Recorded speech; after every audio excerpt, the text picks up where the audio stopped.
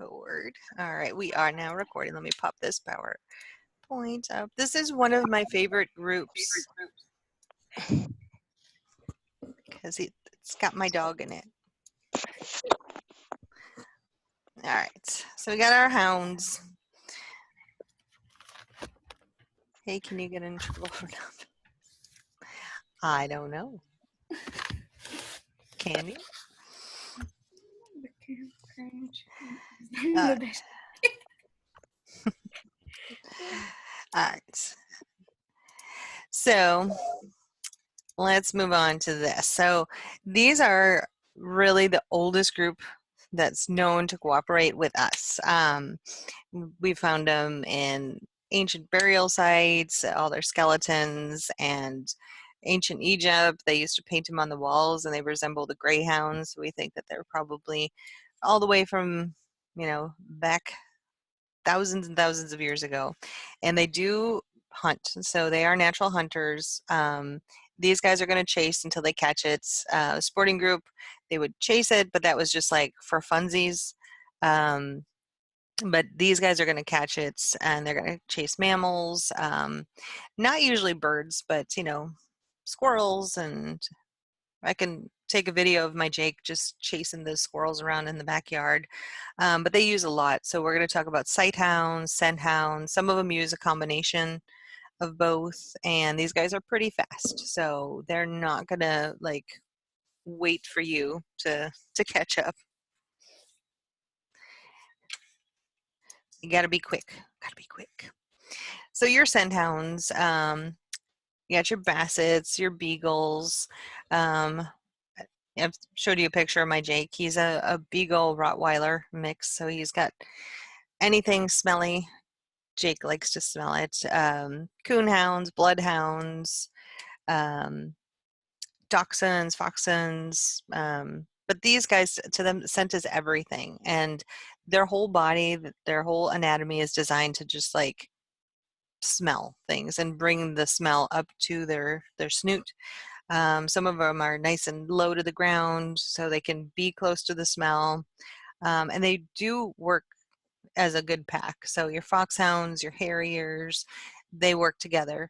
If you have them solo, you're their pack. So like Jake likes to go running with me or take me for a drag, which is what they did before I started working there 4 years ago and broke my foot. But that's a whole nother story. So I call it allow time to read the newspaper, because they're going to go for a walk, and you're going to, like I took him for a walk last night, and he has to check his P mail on every tree. So, I give him some time to check his P mail.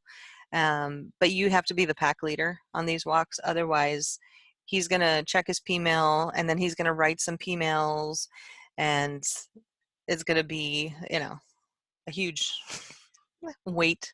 So you got to be the leader. And if you're working them, if they are a working dog like your bloodhounds, they're very independent. So the bloodhounds, they usually send, they just follow the nose. They look for a scent. Um, I love the term P-mail, Casey. It's so fun. And these dogs, if they're not working, they should be kept on a leash at all times, or within a gated area. We had one last term that he was a relinquished dog, and I super fell in love with him. But he was a coon hound, and he was relinquished because the owner said he kept getting out of the backyard. He would just dig. He'd smell something, dig, and he would leave. And so the owners were like, "Yeah, we don't want him anymore." I'm like, "Did you not realize what you what you got?" But that's fine because he's got a good home now. Like Jake, we live real close to Mason Road, and if you live in Katy, you know where there's like a McDonald's and all that stuff. If they're cooking in the mornings, he smells that, and if I would just let him go, he'd probably go to McDonald's all by himself and get something. And there's a Whataburger up there, and a Chick-fil-A, but there's no Popeyes.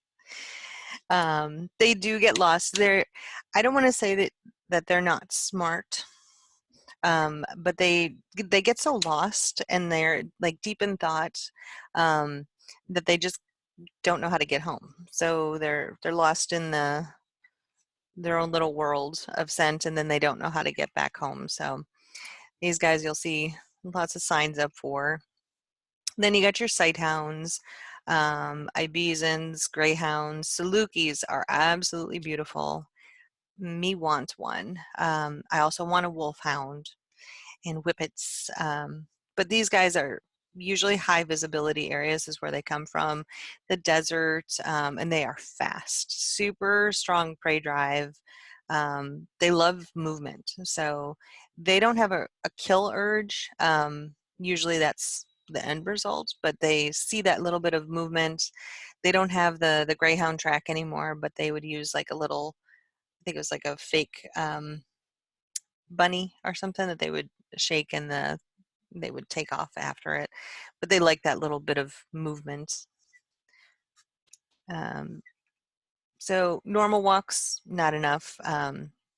They are very independent, not much of a pack drive. And I also like to say with them, there's no free lunch. These guys are so fast that if you don't have really good commands and you're not the pack leader, they're just going to take off and do what they want. So you really have to train them well, start young. Um, if they get away, it's going to be really difficult to get them to come back if you don't have a good grasp on their handling. I'm going to circle this on here. This is super important. So these guys are sensitive to certain medications, especially barbiturates. They do not have a lot of fat content on their body. So barbiturates particularly, you got to be super careful because it's going to take effect really quickly, and you can overdose these dogs real quick. So when you get into clinic, if you get one of these, and the doctor and you work out all your drug calculations and stuff, and you're like, why is he only getting half of what this dog is getting and they're half the size? It's because they just don't have enough fat content to absorb the drug. So it's just going to go straight to their liver and kidneys and shut it down. So if they're in surgery, you got to watch their anesthetic levels and their pain levels. So that's something to watch out for these guys. And coursing is a good activity for these guys. I know I don't have a yard big enough to course, but it's basically just running a track. And so if you have the ability to let them do that, that would be a good idea. But know that about the barbiturates for these guys, because that's probably a good test question. So we talked a lot about patellar luxation. So this is the kneecap. Let me draw on here. So here, this is a normal knee. So here's your kneecap. So that's the patella right there.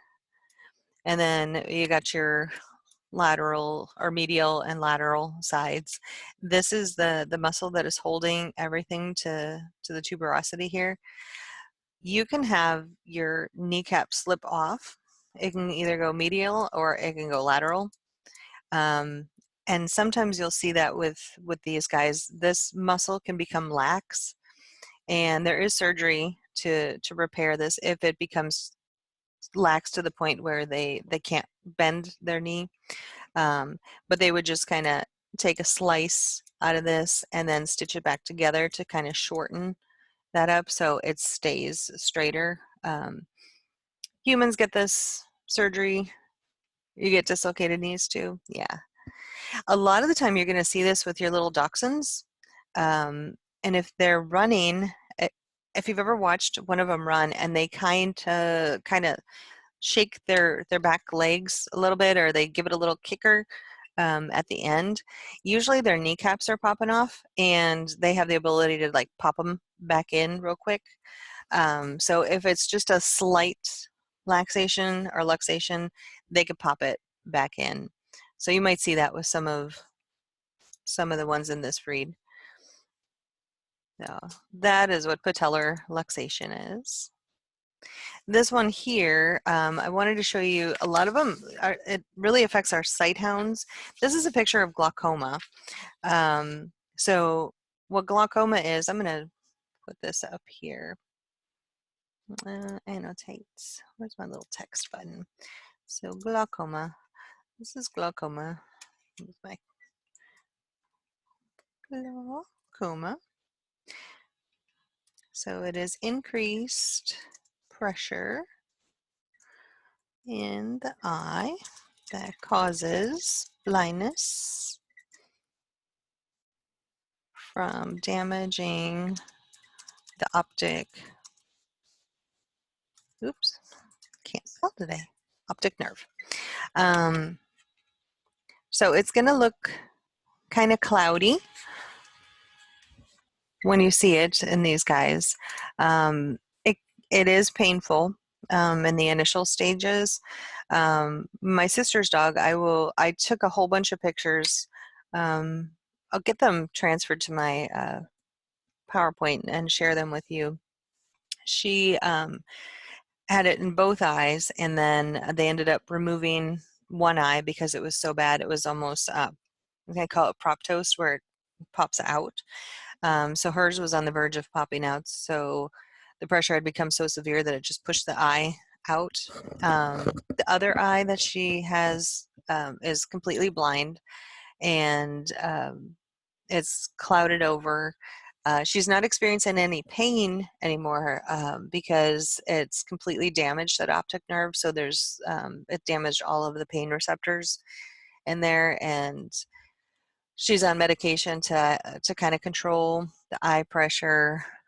She gets drops for it, so this will eventually cause damage. So these sighthounds are really prone to this particular issue. Should I leave that up there for a second? Oh, you got to watch eyeball removers are really kind of a cool like surgery. Kaylin's having internet issues.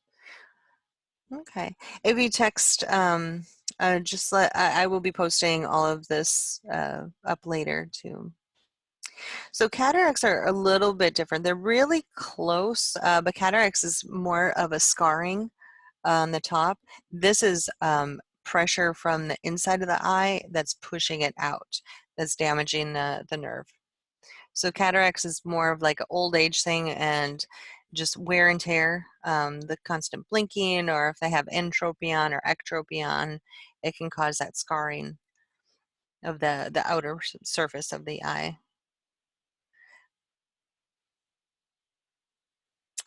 It could be bilateral, it could be just one eye. And if it isn't removed, it will eventually cause blindness, but not necessarily to the other eyes. I've seen dogs with it just in one eye, and I've seen it happen bilateral. They think my sister's dog has bilateral because the mother dog was like a rescue, and the puppies were unmedicated, and they didn't receive proper care, and the mother was very emaciated, so they think that she probably had some sort of issues, that the puppies all had eye disease. And yes, so this could be potentially genetic. So I would definitely make sure you ask your breeders if there's been any history of any of the animals having glaucoma. It's not always genetic, but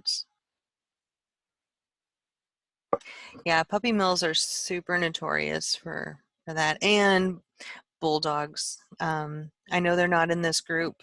They don't really fall into any group. I think they're in the non-sporting, because the non-sporting is just like, it's a group where these dogs don't do their normal jobs anymore because we've changed their conformation so much that they're just kind of they're just kind of cute at that So point. they're just lap dogs at this point. Yeah, yeah, yeah. So they Okay. don't. They, I think back in the day, no, I'm not going to say it. I don't want to make myself a liar, but I feel like bulldogs used to be in the working group, but I could be completely lying to you. So, but Why would you say bulldogs? well, you said bulldogs. Somebody said bulldogs. Oh no, Haley said bulldogs. Sorry. From the dyspnea. Yeah. Yeah, they have a hard time breathing. With little squishy faces. All right, let me show you another one. This is Cherry Eye. And this isn't as severe, so they can't necessarily go blind from this. I'm going to type it up here. This is Cherry Eye. And all this is the as a prolapse of the third eyelid. So this actually happens to be a bulldog in this picture, but it can happen to dogs in this group. Just because of their facial conformation on some of them, it can actually push that third eyelid, the one that kind of covers their eyes when they go to sleep. It can push it completely out. And all they would do to fix that would be to surgically remove that. I mean, if you let it go, I suppose it could probably cause some sort of damage to the outer surface of the eye, but I want to keep it moist and it's gonna get dry.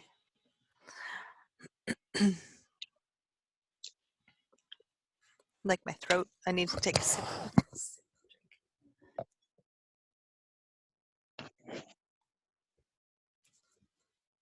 Sorry, I got thirsty.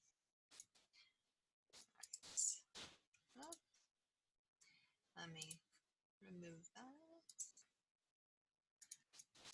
Okay. Let's talk about some of these dogs. This is the Afghan. Gorgeous, gorgeous dog.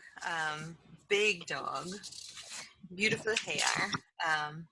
My aunts and they used to raise these, and they were gorgeous. Definitely a diva. Definitely a diva dog. They are. Let me put my text up here. So these guys are definitely hunters at heart. Um, so they could still do. Oh, I'm so sorry. Is that better? That's because I took a sip of. Oh no! And I just dropped all my notes too. Give me 2 seconds.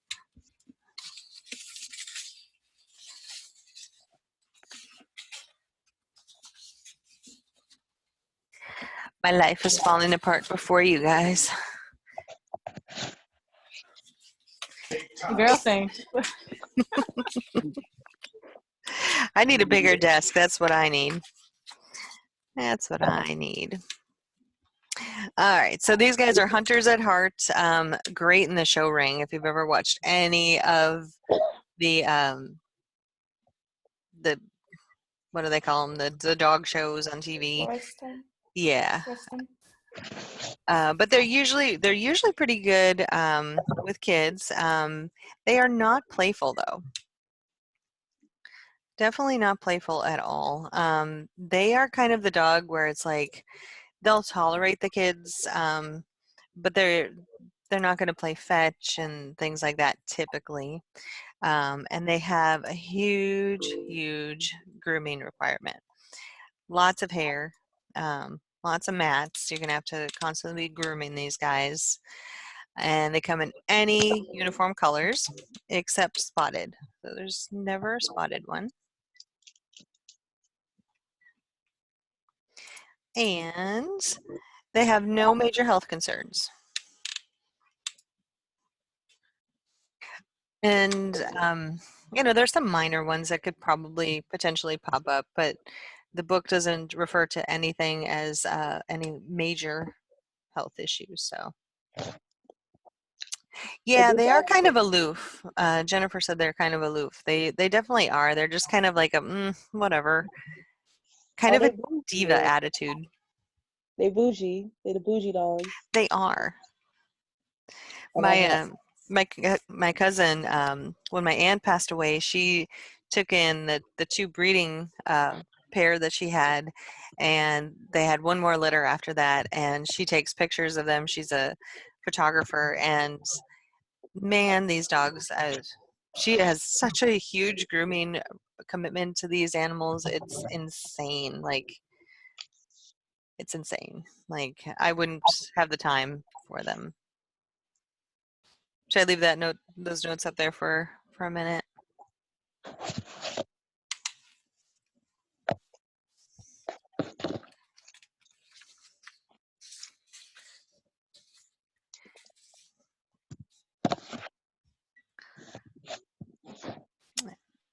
So let me show you another picture of them.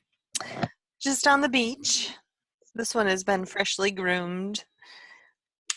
A lot of these pictures I found, I don't know who this photographer is. I should have noted where I got these pictures, but there's a lot of pictures of like the beach that he took all of these dogs to for some sort of photo shoot. I thought it was kind of cute. I like how the wind is like all blowing through the hair. And then we got the American English Coonhound. It was a good sized dog. It was an English hunting hound initially, and then it was selectively bred more to be a little bit more rugged. So that's how it became the American one. He hunts a lot of things. He does fox, raccoon, opossum, boar, and cougars. Cougars. I know, right? So if you live in California, not the, One the type of animal fighter. cougar, the animal cougar. But I know Katie had a bunch. We had a boar problem. Like when I first moved here, there was like a bunch of wild boars Yeah, they running killed around. them. Huh? They killed some. Yeah, those why they had a bad boar problem, and they end up Mm, like killing them, and then they issued out a like a statement that like it's free game. You can hunt them. Just go yeah, ahead because they're very invasive. yeah, they are, and they're super mean. I would not want to be cornered with them. So they eat anything and everything. Yeah, So they're they're crazy. But they did. They originally were the same breed with the blue tick and the treeing walker. But they're really sweet. But they do sniff out some trouble. Generally, they get along well with other dogs, small animals, if they're raised with them. I probably wouldn't have one for 2 years and then decide to get a rabbit and not socialize him first because he's going to chase the rabbits. Definitely loves the outdoor time, gets distracted when it's on scent. And they come in several different combinations of colors. So they are red and white ticked. And ticked is kind of like freckles for dogs. Blue and white ticked. Tricolor with ticking. They can also come in solid red and white. And solid white and black. Make this a little bit bigger so you can see it. No major health concerns. They really bred a very sturdy dog. I guess they would have to be if they're going to be hunting boars and cougars. You wouldn't want a dog that's going to fall apart too easily. Too easily. So they definitely got a good blend when they mixed this guy up. I'll leave those notes up there for for a little minute. I found one picture. Most of the pictures that I found are all ticked. I didn't find too many of the solid ones. I feel like more of them are going to be ticked.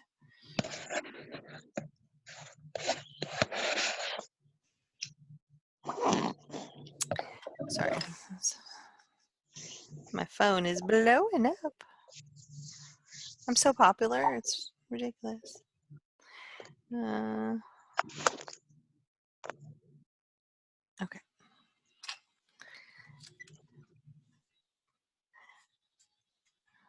I just turned my phone off.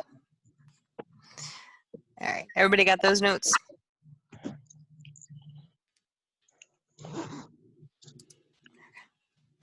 All right, let me show you a picture of this guy. So lots of ticking on that top one, a little bit less on the bottom. But I still wouldn't call him solid red and white. He's more, got some light ticking on him. But those ears, those jowls, everything is going to bring that scent right up to their little snoot. So perfectly designed body for smelling. Then they got the Basenji. Super cute. This guy actually came from the African Congo. He's adorable. Let me put my notes up here.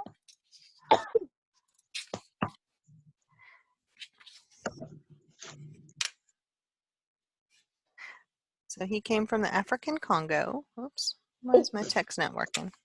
There we go.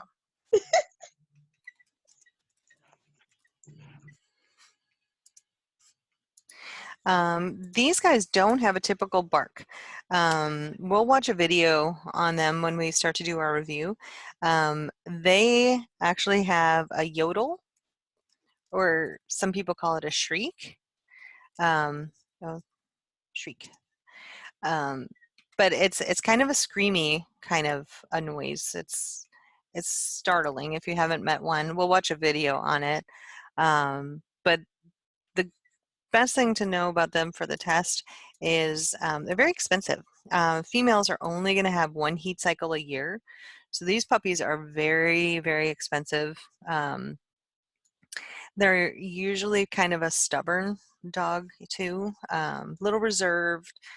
They're generally good if you take them to a dog park. They're good with other dogs, and but they rarely get along with other Basenjis, which is super weird, except if they're litter mates. I was doing some reading as to why, and they think it's just, you know, superior, that they're trying to dominate and see who's more dominant. So that could be the reason why. I did have a student that had Basenji, that she said hers was socialized young, so she never had that issue. She went to like Basenji meetups and things like that, so she never had any kind of socialization problems. So I guess my recommendation would be socialize early, so they are good with other ones. But they are very smart. So lots of mental exercise. You can get Kongs, you can get, you know, puzzle toys or the puzzle food feeders. They come in red, black and tan, brindle. Brindles are gorgeous. But they do have some health things. So you would definitely want to talk to your breeder. They can get something called Fanconi syndrome, which is a really rare disorder, and that is the kidney's failure to absorb sodium, glucose, and calcium. So with those guys, you're going to have to be super cautious about their diet. They may require supplements, injections, things like that. It is something that they would be born with. So you would have to make sure you're buying from a responsible breeder, that they haven't had any kind of animals with them with that condition. They can also go blind. They can get progressive retinal atrophy, which is just slowly over time they lose their sight. And they also have a problem with absorbing protein at times. So it's a problem with their intestines. So you would also have to look at that and make sure that you're getting from a good breeder. So usually these puppies, if they are born with Fanconi or Basenji enteropathy, they're not going to survive long unless it's caught early. So make sure you purchase from a good breeder, especially since these puppies are so expensive. So super expensive. I'll leave those notes up there for a second for you. Claire said her neighbor had 2 of them, and it startled her in the middle of the night when she first moved. Yes, they scream. It sounds like a 2-year-old that's, you know, just very distressed. They're very startling. I probably would not want to have one of these in an apartment because your neighbors probably wouldn't like you very much.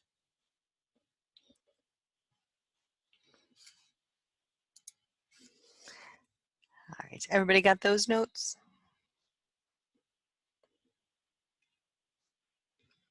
Okay. All right, let's go to the next one. Whoops, I need to move my chat. Here's a Basenji. This one is more the tricolor. I super love their tail. They have this cute little tail. It reminds me of a cinnamon roll, how it kind of curls up like that. It's just adorable. Super cute. I had to throw some more pictures of them on there because of all the different color variations. This one on the top is adorable. It literally looks like he has a cinnamon roll sitting on his back.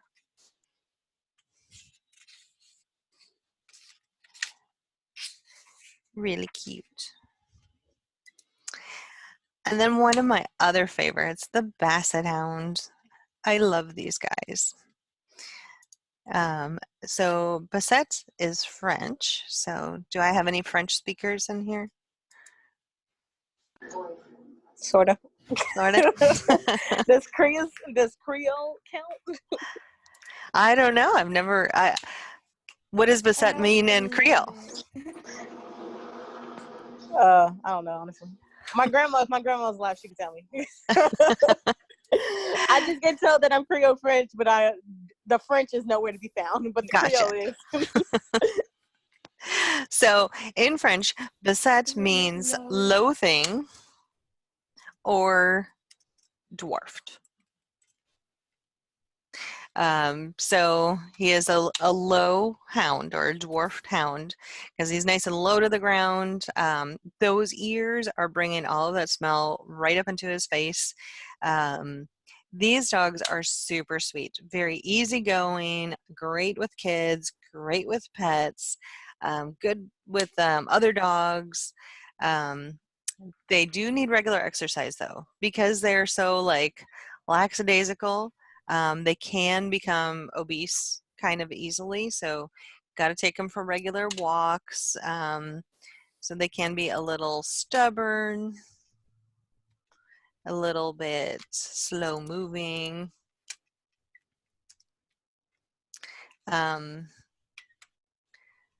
They do bay when they're on trail. So when they smell something, they're going to be baying and howling. So they're very, noisy. If you do get one of these, you just have to make sure you clean them properly. Those ears are so long, and there's so much drool coming from that mouth area that you're going to have to clean them up every single day. I've seen a few of them in clinic, just a few.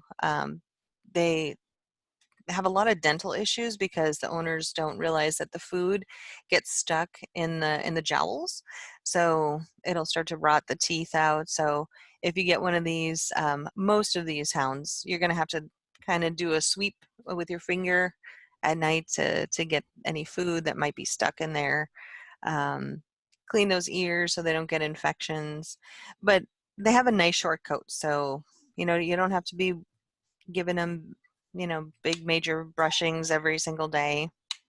And their ears are long because they were bred to stir up scent on trails. And the book says they come in any recognized hound color, which typically that means it's a tricolor, which is black, brown, or red, and white. So they can get some issues. They can get elbow dysplasia. Thrombopathy is a clotting disorder. So we'll get into that when you get into ClinPath, but they may have some bleeding issues. With that saggy face, they can get entropion, ectropion, lots of ear issues with otitis externa, glaucoma. They can get GDV, which is your gastric torsion. They can get canine hip dysplasia, and they can get OCD. Somebody emailed me on Edmodo, and I didn't respond. That's when my Edmodo had crashed, and they're asking about OCD and dogs. And so I can't remember who it was now, but almost everybody's here, so I'll just address that. But they can get obsessed with like one toy or one thing or one particular action. So if this dog would be super bored, let's say I'm not taking him out enough, but he enjoys circling, he will start to circle and he'll keep circling, and it's almost like they become obsessed with it because they're trying to self-soothe. So OCD in dogs is similar to humans, but they're doing it for more of a calming. They're trying to calm themselves down because they're bored. So that's when you're going to see OCD type of behaviors. So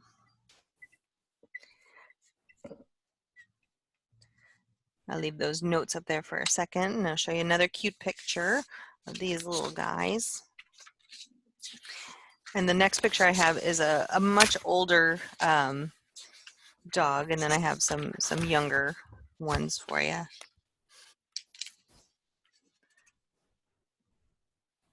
Whitney said she has an OCD dog that is aggressive if she's in that loop, and another, yes. So I have, my Jake is also OCD when he's super nervous. If the cats are out playing, he will get his favorite toy. We call it his piggy puppy, and he will take his piggy puppy and he squeaks it 3 times. He puts it down, squeaks it. And if I go to move piggy puppy, even though I'm like his human, he will go to bite me because like I've disrupted that loop to calm himself. So OCD it can be an issue.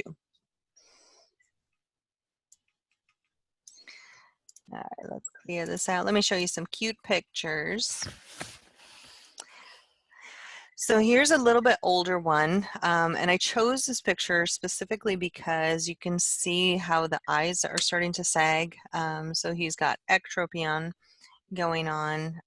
All of these folds definitely need to be cleaned at the end of the day to make sure there's no food or water that's stuck, and everything is dry. And clean out those ears, clean out the folds that are on the feet. Everything is just kind of just compacted, and everything is together. On a tech note, they are also a nightmare to get blood from because of all these wrinkles. So you're going to want to have a really good restrainer that's able to pull back all of that skin for you, because it's going to be a little difficult to get to the blood vessels. So we had was it 2 or 3 terms ago, we had a Basset Hound mix that came in, and he was a challenge for the students to get blood on. But if I ever get a chance to help out with blood draws, I always like to come down there, and I like to pick the challenging dogs to show people some tricks, tips and tricks. Here's some puppies, some younger ones. Super cute. I love watching them run with their ears. Super. And then you got your beagle. So these guys, the book, I love how the book describes their voice. They don't have a bark. It says they have a melodious bay. And it's loud, and it can be annoying for my neighbors. They use this so they communicate with their hunters. They do tend to get lost if they follow their nose, so you got to be aware of that.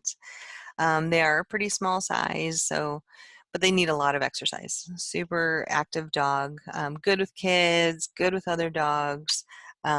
Definitely needs companionship though.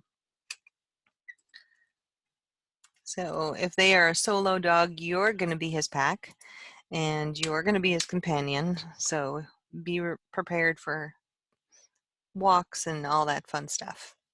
And they do hunt in packs, so they are bred to do that. Don't have to worry about their coat. It's very short. And again, any true hound color. So usually the tricolors. And they do get some back issues, IVDD, and they can get canine hip dysplasia. Anybody have a beagle? There's one that lives next to my house, and Oh.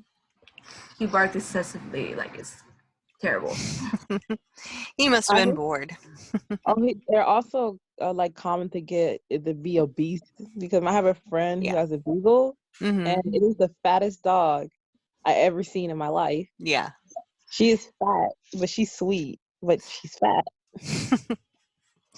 Yeah, they will eat if given the chance. They will just keep eating. Like Jake, I mean, I know he's a blend, but if I let him, he would eat anything. You know, he would eat Yeah, all of the pizza. and then she climbs on tables and Mhm. eat our food every time we come over to her house. And we're like, no, Marley, get off the Oh. table. Like, Yeah, and they're small enough to get up there. but she's fat. She shouldn't get up there. Just like that cat we were talking about. Was that in this class? With the chonk cat. Let's see. Let me show you some pictures. There's a puppy beagle. Super cute. Super, super cute. Sandy. Oh, I like that name. Here's my beagle blend. His face is a little bit more roddy than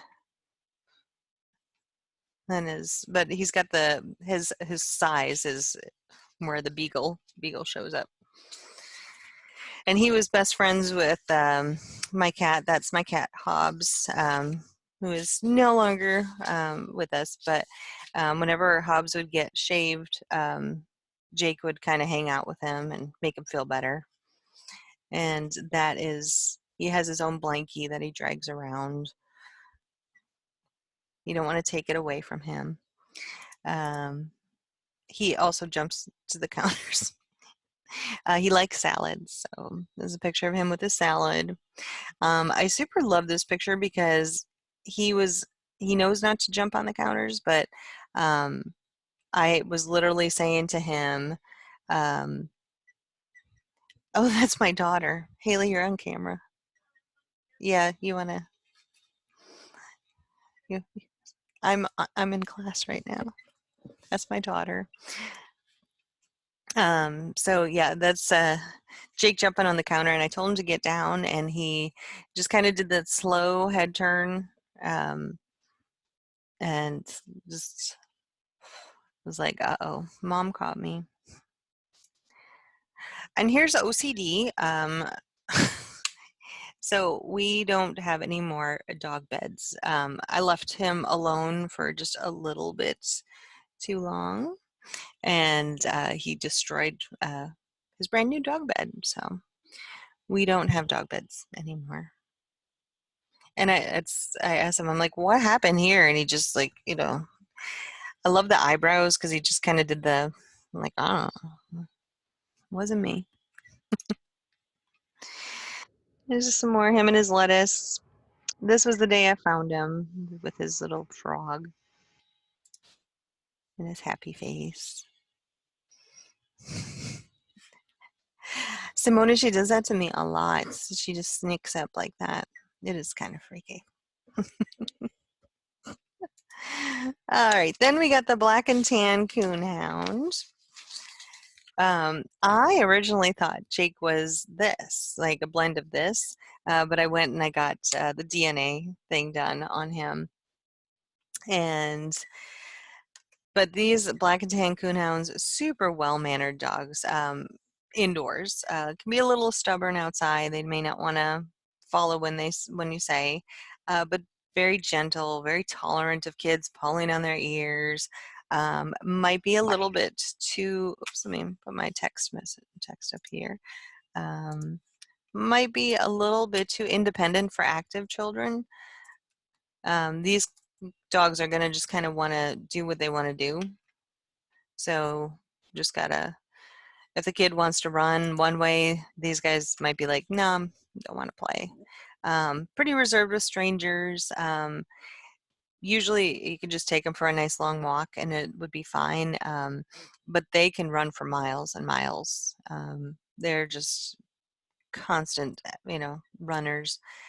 Just got to brush them every once in a while. You do have to monitor their ears because they also have those big saggy ears and also drooling. So if you are OCD and don't like drool all over your stuff, may not be the best dog for you to get. And his colors are real easy. He is just black and tan. And he's a big dog, so he does tend to get canine hip dysplasia if he gets older. So you just gotta make sure you're purchasing from a good breeder and check their ears. The other thing I'd like to say about the ears, I know we're getting close to the end of class, but ear hematomas, I'll find some pictures of that. When they get ear hematomas, they blow up like a balloon. And with these ears being so floppy, they can bash them into things, just running into tables, and they can get an ear hematoma. They're pretty common, and usually they do need to come in to the vet for that, and we drain the blood, and then they leave it as a open. Oh, your Chiweenie had one? Yeah. We had one come in, and the owner had been trying to squeeze it for a period of time, and if it doesn't get treated correctly, let me draw a picture. So here's the ear, like so.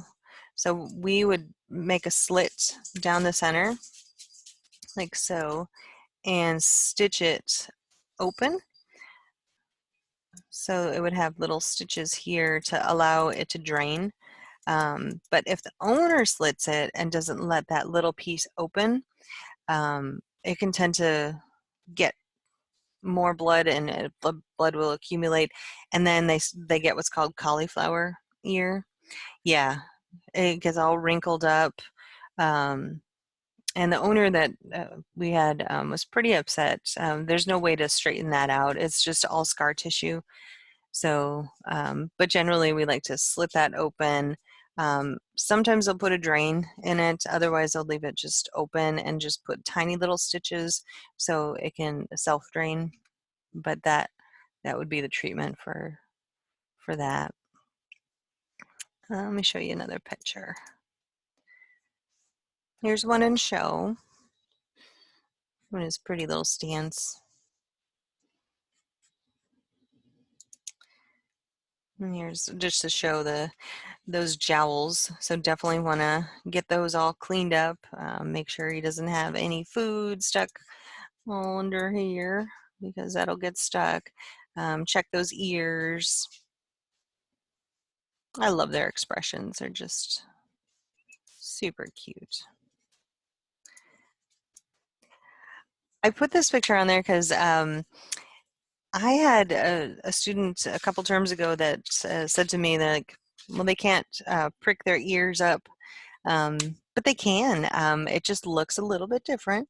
They actually come out to the side, and I just thought that was incredibly adorable. So I wanted to add that picture in there for you guys. So she's excited, but instead of theirs going up, they just come out. And I love their eyebrows too. It's so cute. And when they like it looks like they're thinking about it, and it just kind of moves. They just have so much expression. And those pretty red eyes. It's adorable. All right. I think we'll cut it here because we got like 1 minute left of class according to my clock. So I will let you guys go. Your test is open for the sporting group. And I will be finishing grading your CAT test up today. And yeah, so we'll pick it up here tomorrow. Miss Regalia, Yeah. I'm a little concerned because, like I said didn't answer some of them, Mhm. but it said I only answered 31 out of the 55, and I'm like, that's not possible. Oh, I will definitely check, see what's. And I didn't have any issues with Miss Rivera's test or Miss Huff's test, so I'm not sure what was going on with yours, but I'm like, it's impossible that I wouldn't answer like 20 questions. Yeah, I'll definitely take a look at that because I think I graded yours and I don't remember just off the top of my head. So yeah, But I'll double check it. So can you keep an eye out for that too? If it happens with this test again, so you know it's like something ain't right. Okay. I will double check it. Okay, thank you. You're welcome.